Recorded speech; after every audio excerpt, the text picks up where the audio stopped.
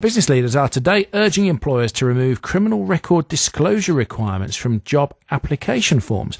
They say having a criminal record tick box on an application form means many employers discriminate against former offenders and end up missing out on key skills as a result. Yeah, we've heard about this from the ex-offenders' point of view, but this campaign today from a body called Business in the Community, they're saying that this is a problem for employers as well, because they're not getting the quality of people that they might do. They're missing out on millions and millions of people just because they have former convictions. Now, it's called Ban the Box, this campaign, and it's the box is, as you say, it's a tick box on job application forms asking for details of criminal convictions.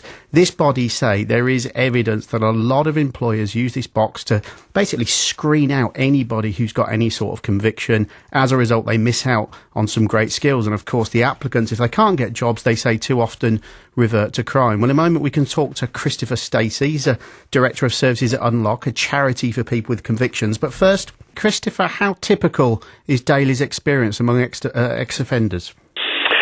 Sadly, it's very common. So, as you alluded to, there's over 9 million people in the UK with a criminal record. Not every one of those will have to disclose that for every single job that they go for, but a significant number, when they get asked about convictions, will need to disclose them.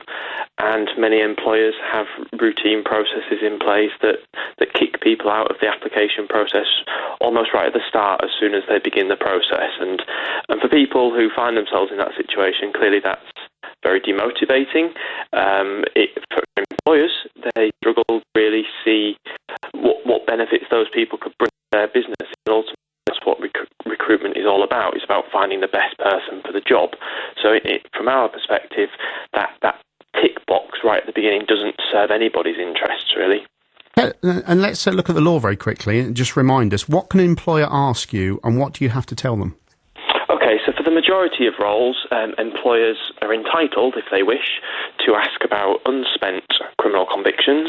There are exceptions to that, so many jobs are entitled to know about all criminal convictions, but if you focus on the majority of jobs that are, for example, working in offices, working in hospitality, restaurants, that kind of stuff, supermarkets, they're entitled to ask about unspent convictions. So an example of an unspent conviction would be if somebody received a 4-month prison sentence. Currently, that would remain unspent for 7 years. Now, those periods are actually changing in the near future, but that's still quite a significant period of time that somebody is left to be disclosing their conviction. And for many people, in Daly's case, for example, because of the length of his sentence, it was over 2.5 years, so he has to disclose that for life. His conviction remains unspent for life. Of course, the other issue here, Christopher, is Phil Williams, by the way. The other issue here is that, and I was told this by an employer, a small business employer, is that he prefers to take on former offenders because when he does and he takes them on straight from jail, they come with a file full of information. Whereas if I go and tell him that I've worked at A, B and C, he has to take my word for it.